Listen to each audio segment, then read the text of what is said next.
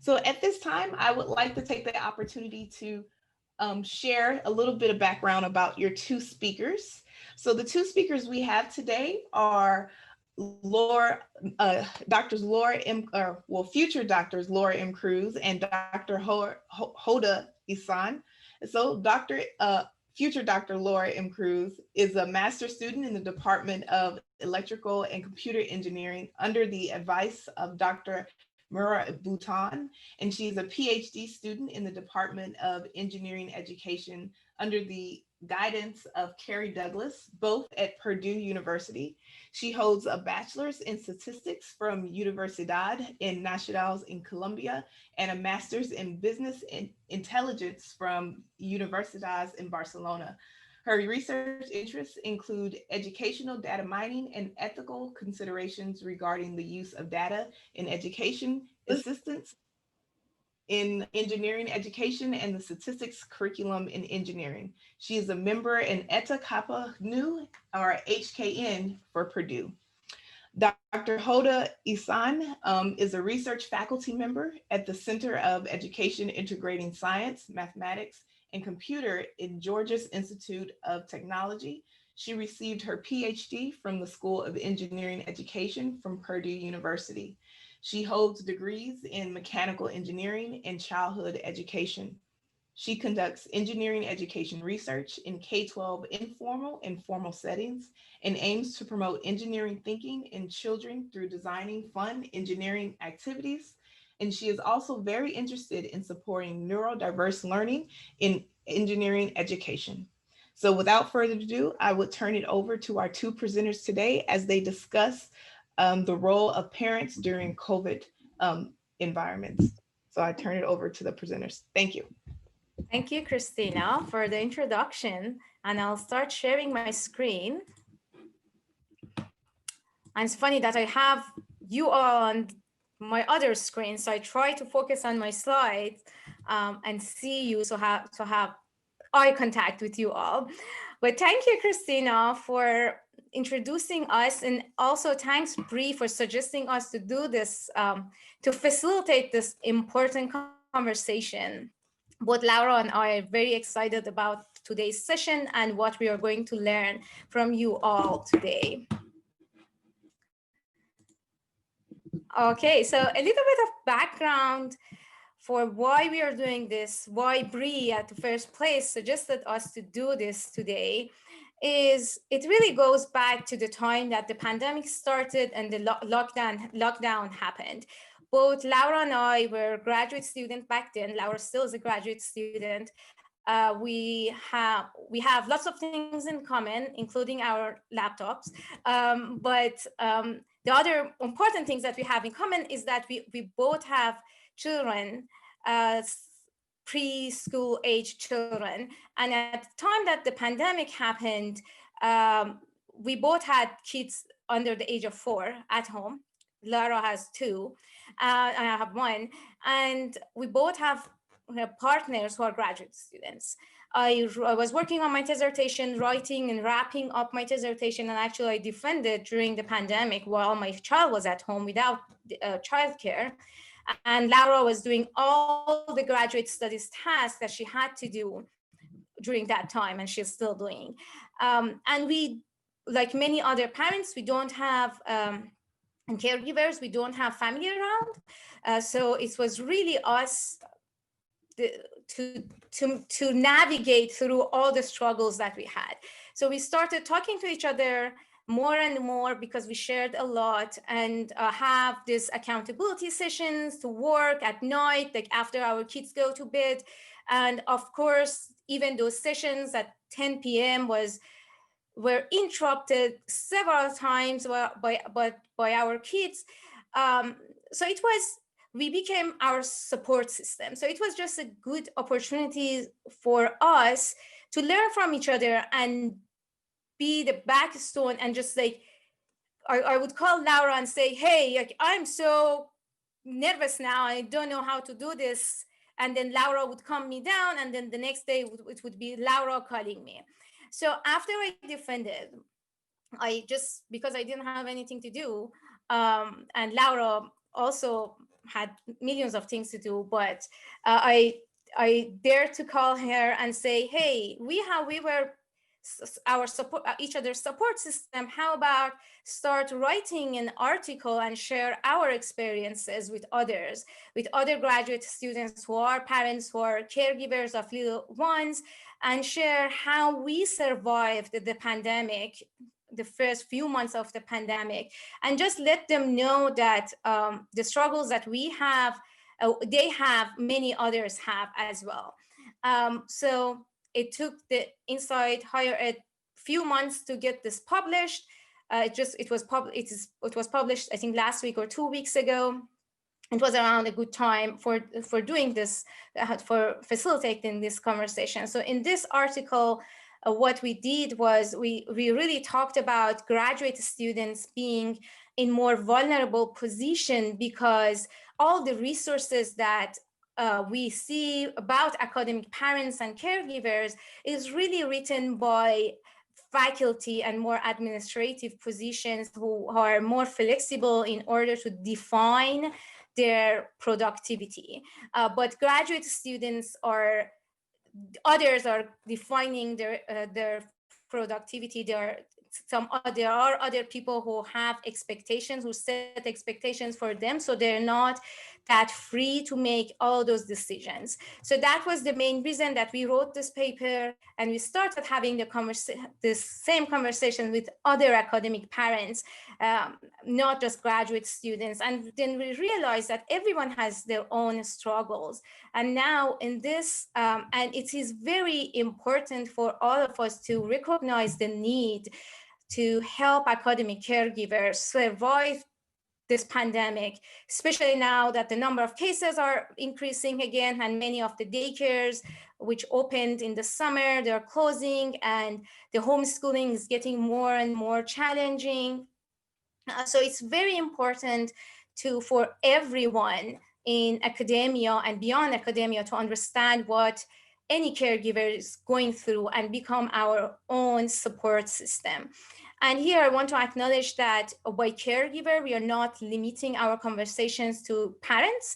It can be any caregiver, caregivers who are taking care of their ill parents, or very old parents or grandparents, or some ill persons in their family member or in their household, or beyond that. So we are not really just referring to parents here, or even graduate student parents.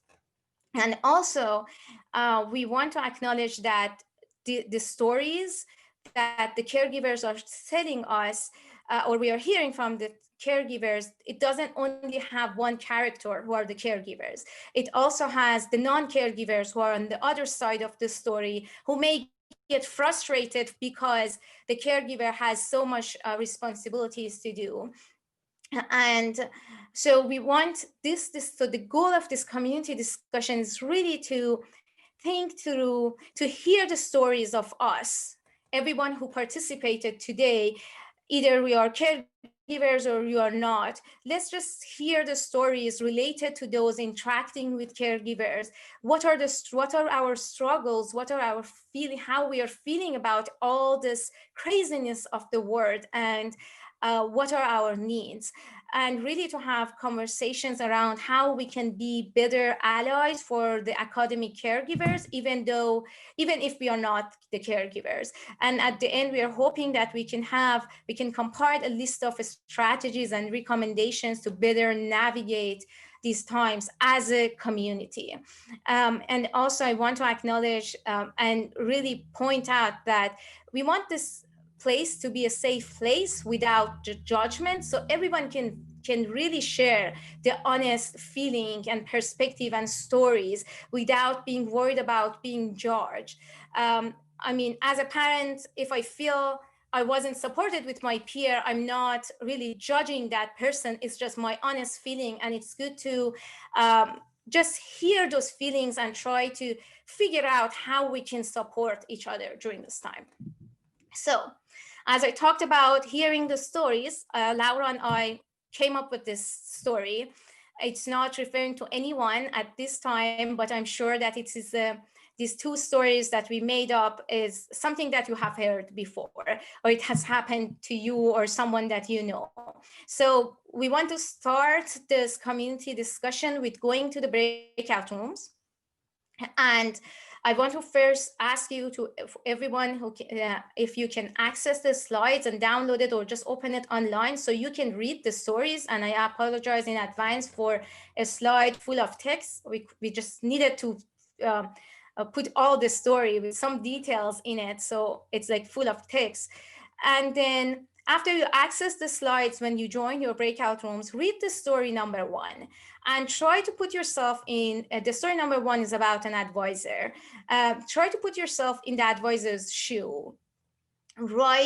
Discuss your thoughts about the story with your other group members, and write your thoughts about their feelings, their needs, and their challenges that you're seeing from the story, or whatever you would expect beyond this story from your experience or in the real life. And what would you do differently? And what would you do after this event? And add that on a sticky note. I have a link of I will provide a link of Jamboard for you. So add your thoughts on a pink sticky note on that Jamboard that you will get access to.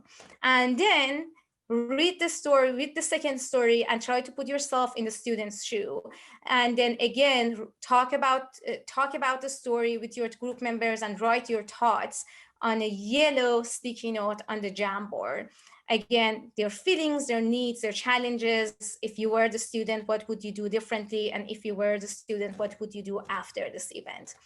And then me and Laura or other leadership team will give you access to, will come to your breakout room and give you access to the links, to the link to the Jamboard. But if you download or if you access the slide number 15, the last slide has the links to everything that you need. So if you're the breakout room number 1, you need to access group 1 Jamboard.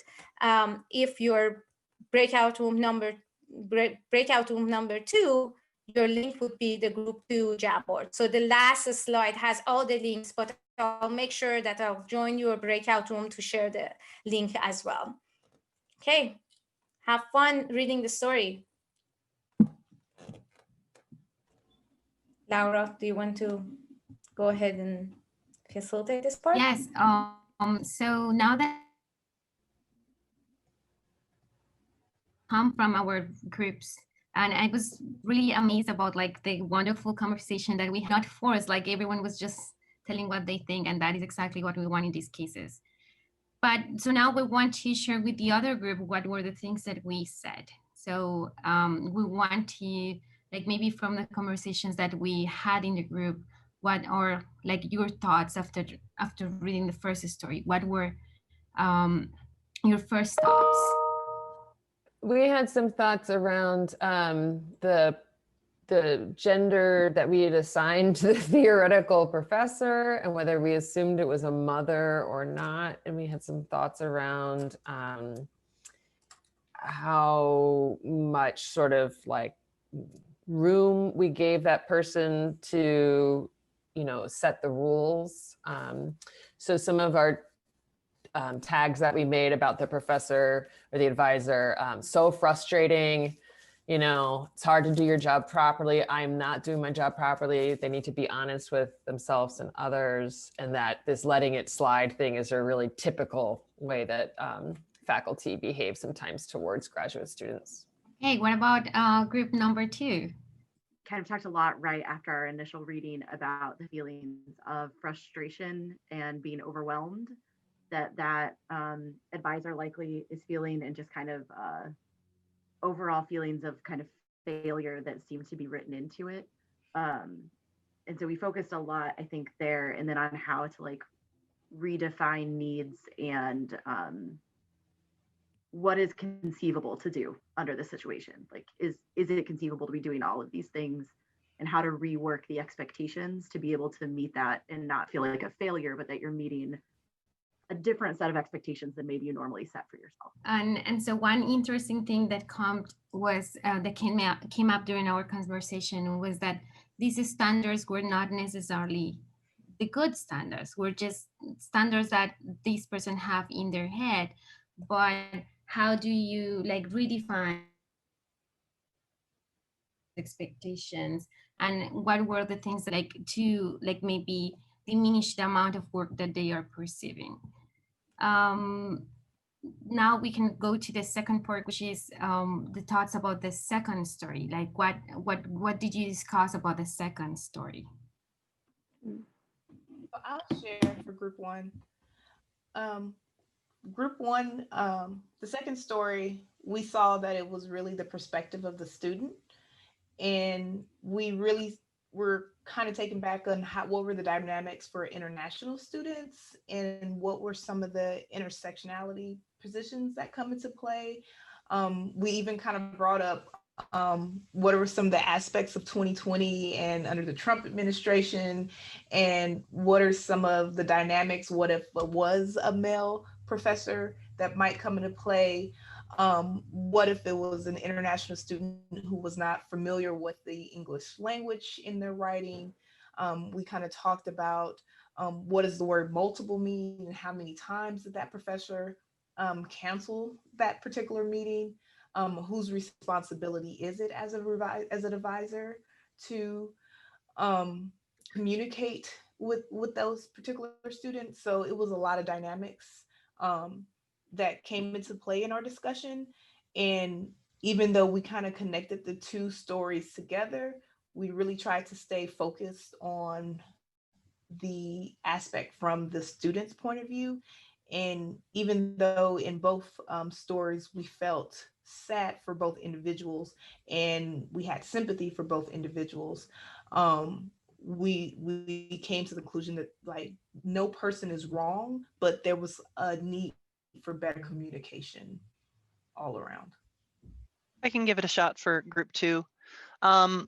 We also kind of figured that this was the student side of the same story, but thinking about the student having homesickness, which at least in fiction isn't, maybe that big a deal, but like the student had identified something that they needed for their mental well-being, and was feeling frustrated. Some of us identified that maybe the student would benefit from some counseling type services, but also culturally may not be aware of them or familiar or comfortable with them.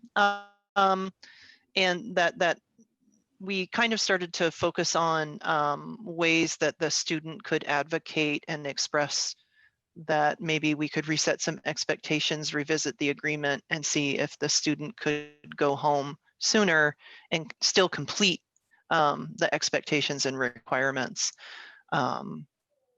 And we talked about different forms of communication that could substitute for a web meeting, maybe asynchronous communication via a document where they share feedback back and forth, or even a telephone call versus a webcam can be less distracting for the other party when there's visual chaos behind you. If you can stay somehow focused, then the other person may not be aware of that chaos. Yeah, we also really talked about the fact that the communication was important here. And there was this huge miscommunication between the two people, of the two characters of the story, that was partially the part of the problem. Not all of it, but it was a main part, and one of the an important part of the problem itself. I think someone also suggested some different ways of communication, as you all also suggested.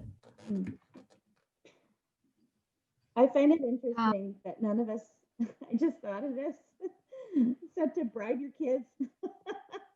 I mean, we kind of talked about that the kids, might have more screen time on this or that, and that we relax those standards. But, sometimes we have to shamelessly do that kind of stuff. One thing from our conversation that I really wanted to highlight is that even though I was like trying to get everyone to like said like maybe this person is doing something wrong, it was never the case. Like it was always like, hey, no, like it's okay if this person is not doing 100%. And I remember that one of the comments was like, kids will forgive them. Like it's more the system, it's more our own positionality of being very productive, of being 100% in all the aspects of our life. And so most of the things that our group shared were around like maybe we need to reset our goals from both sides.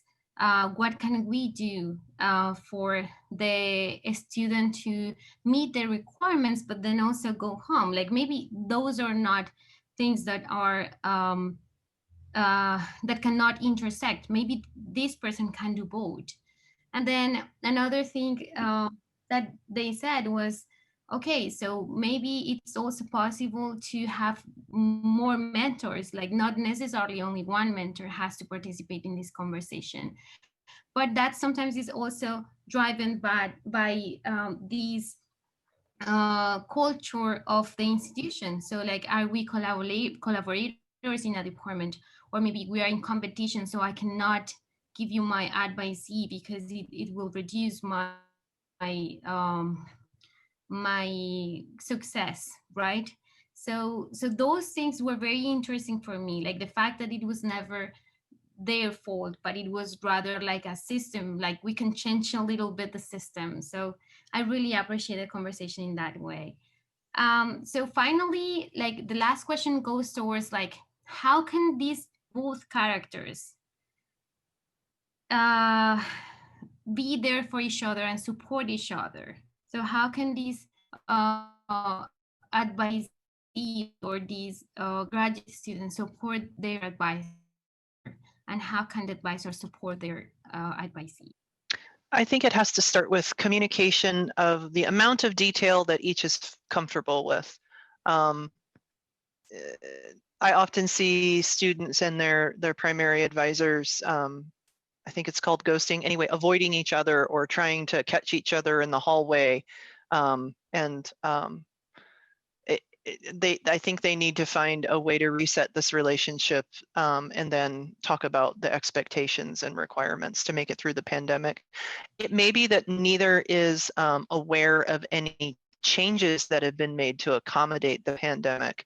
I know the faculty in our library made some statements about how we're going to judge scholarship and other work during this time period for everybody who's on the tenure track and anybody who's going up for promotion in future. We highlighted in a written, agreed, voted on document, 2020 sucked basically, and here's, we're going to be forgiving in the future. So there may have been things like that the campus or the department has provided for flexibility that they just haven't been aware of because they're overwhelmed, both of them. Yeah, I really liked, Sue, when you said resetting expectations because of the pandemic. It's just something very interesting. Like all the expectations that we had before now has to change some way.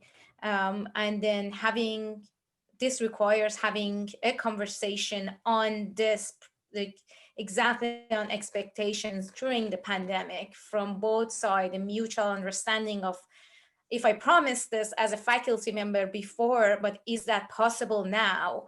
And how we can make it happen, how we can mutually work or collaborate with each other to make this happen. It was interesting. It didn't come to me, but it's a very interesting point. Thanks for that. Yeah, Sue has this valid point that even engineering standards are updated occasionally. That's true. I feel like part of it is also that as graduate students, we do not often learn to be clear with the expectations that we have from the advisor. And the advisor, especially the more junior ones, as they start being on this pressure of tenure track, like they sometimes really forget the fact that they need to set that expectation from the very beginning, let alone the pandemic and all the pressure that it's causing to everyone.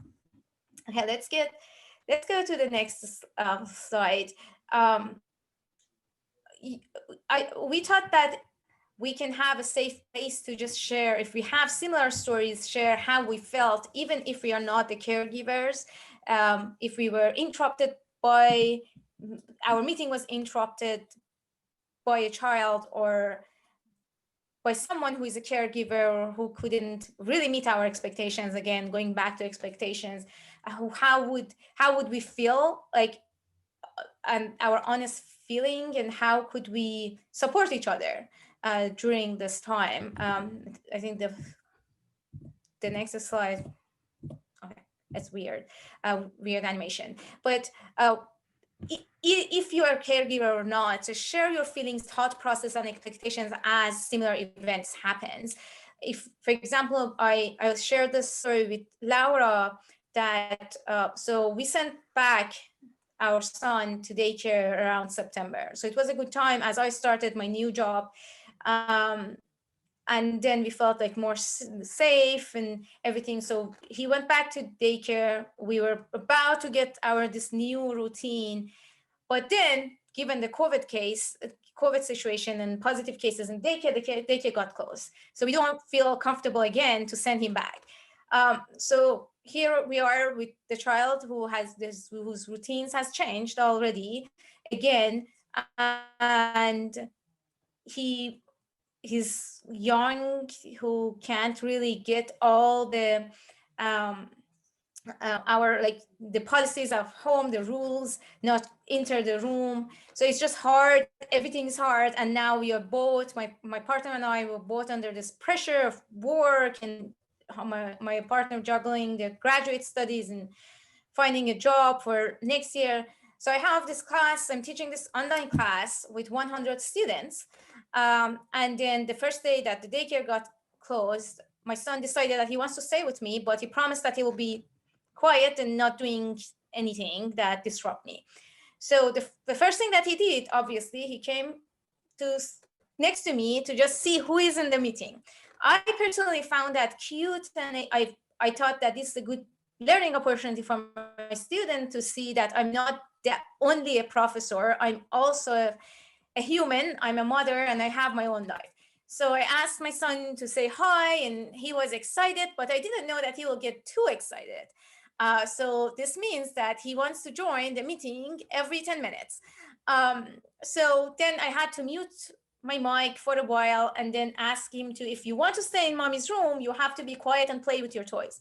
Of course, he said, okay, and he promised, and he was really doing a good job, which I was proud of him. But then I received this direct message on Zoom from my TA saying, sorry, professor, but there are lots of background noise that we can't hear what you're saying. I think it's very disruptive to the students. I just wanted to let you know. So I'm lecturing, and then I'm seeing this message, and all of a sudden I felt I was very embarrassed. Like I felt all the shame coming to me. So I had to apologize. Again, I forgot to mute my mic even, because I was so embarrassed and stressed. So I asked my son to leave, and of course he said I was quiet, and I said, yeah, but you have to leave. And then I had to ask my husband to come and pick him up and take him to the other room. So it wasn't a pleasant moment. And the fact that I came and I realized that I didn't mute my mic, that was just added to all the feelings that I was feeling at the same time. And then I continued my lecture, and then I sent my students to the breakout room to do their projects. And I was just sitting here with all this embarrassment and shame and guilt. Thanks, Megan. Which I wasn't really, I was, the joy that I started with introducing my son, and then now I came like how my students are going to think about me. And of course, I'm a novice, non-experienced instructor who just started teaching.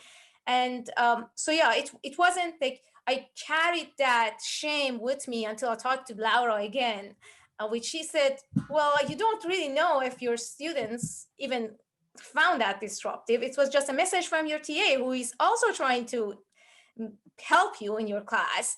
So yeah, so that was like a story that like I wanted to share, like about maybe I didn't see the other side of the story, and I had to take my parenthood channel on Slack and let them know this happened. And of course, I was so much supported by my community. But yeah, but it's just like, I feel like these stories are important to be heard.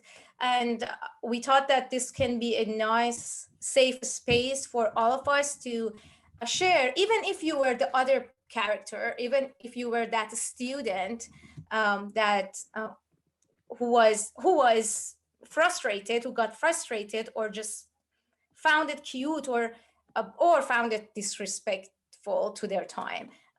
So yeah, so we would be happy to hear your stories as well. Hoda, thank you for sharing your story. You're not alone, right? Like it's made national news, like some of the funniest stories. Yeah. I teach adults and teachers, and one of the things that I try to do when I start is to humanize the environment, right? And to say, if you have kids, if you have dogs, I don't care. I mean, I care, but like, I don't care if they're present, that you have to take care of yourself. And so it tries to reduce whatever shame and all the things that you're feeling. And that might be very different than what you experience with 18 and 19-year-olds, right? If that's who you're teaching. But I think making that a teachable moment for them, saying that, like, you know, I am a human, I have kids, we are all living under wild circumstances, because they may not have that lens, they may not have your story and that perspective, and talk about the power of grace during this time. And so I would also encourage you to, you know, listen to Brene Brown. So she talks about reducing shame, and because a lot of that we can control. Those feelings that you're describing, and you know, the more that you're authentic and transparent with people around you, the better we are at teaching them to have that same kind of grace and empathy. And I think what we'll see as a result of 2020 is more grace to that, and a change in like what is professional, what is an executive presence, and like what really matters. I think that that's going to be hopefully a persistent takeaway of this very bizarre year. But you're loved. Thank you, Megan. And I'm a fan of Brene Brown. Like, I feel like I listen to all of her podcasts, Unlocking Us. So I also encourage you all to check that out. I'd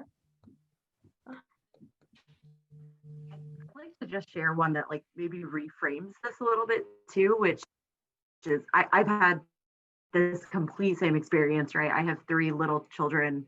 And so there's always one of them is in fact, one of them would be in here if they weren't actually in school right now and daycare. But this happened when I was on a short discussion with a group of like 4 undergrad students, and one of my kids was melting down, and I was like, I'm gonna pause my video, and I'm pausing my mic, and I'll be right back, guys. I'm gonna go take care of my kid. And I felt so bad. I was feeling so guilty. You know, I'm wasting the students' time, and they're trying to get this feedback from me, and I'm not there. But when I came back to sit at my desk, I could hear them talking, and 2 of the women were like, oh my gosh, you know, I just don't know how she does this. I love seeing her with her kids. And it's so like, it reframed it up for me. They were able to see that like in their future, they can do these things and they can balance in a way where I didn't feel like ashamed about it. It was like, I'm providing an example of what adult life might look like for them. And it was just really nice to come back to, and they didn't know I was listening in. I didn't listen in for long, but like I heard that snippet before I came back, and it was actually really like enlightening for me to say like, okay, they just need to see how life is, because they're gonna have to navigate it soon too. Yeah, thanks for sharing. Yeah, I feel like it's just great that you were able to hear them. And I feel like even in my story, like I got so many comments when my son came and said hi to them. And of course, many of the students said, oh, how cute, how old is he? And one student unmute their mic and ask, what is his name?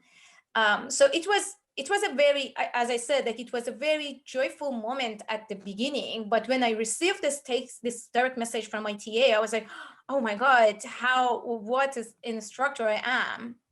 So yeah, so I'm sure if I had surveyed my students, not even one of them would say we felt disrespected.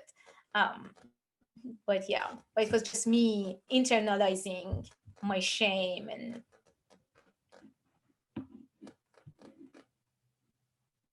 yeah, anyone else would like to share? So I'm not currently a caregiver other than a cat who's currently making lots of quiet noise over there, hopefully. But I have been a caregiver in the past, and some of my close colleagues are caregivers either remotely to their nieces and nephews or in person to young kids who are also struggling.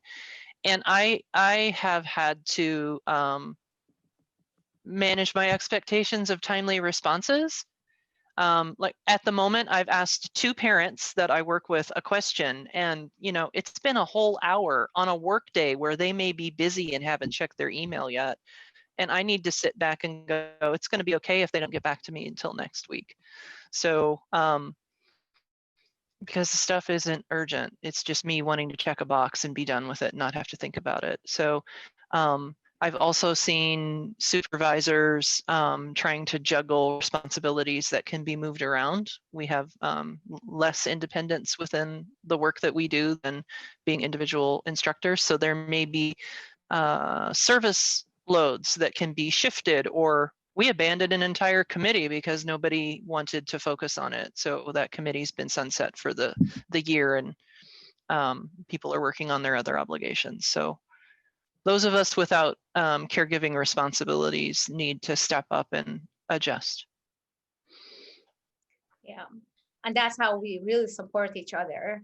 And I like Tammy's comment here that the pandemic is really helping us to feel a little more comfortable with all of the duties that we had. It's just, I feel like it's reframing all the frames, these strict frames that we had, which is also nice for pandemics, for the result of a pandemic. Okay, so we have this final activity, I guess. We're not a lot of people now, but we have created this Google Doc that I will put the link in this slide in the chat in a second, that I thought that it's a good opportunity for all of us, now that we heard both sides of the stories, several stories and both sides of the stories, that maybe we can, yeah, obviously I'm not good at multitasking. Tammy's comment was cute. So I mean, I thought that having this document would help us to just be better allies, the way that we structured it. I can stop sharing here. I can bring in the other document just to here. So it's just like, I'm an advisor and how I can be an ally to this student, or some statement like this. I will put it open so anyone who sees the recording, watches the recording later on, may want to add to this document to be here as a resource for everyone, for all of us to feel how we are supporting each other during this pandemic, and maybe beyond that and after the pandemic ends. So thank you very much for this conversation. I think it is very helpful to hear everyone. And we want to close this by reminding everyone that we all need a support system, and that is why we need each other. And thinking about these hypothetical situations will help us to be better at supporting other people's needs. So first, our discussion, let's encourage communication so that we can better understand what are the struggles, in this case for caregivers, but in any other case is also valuable. So a lot of thank yous for everyone for being here and for like being so active in our conversation. Yeah, certainly we appreciate all your comments and insights. It was great.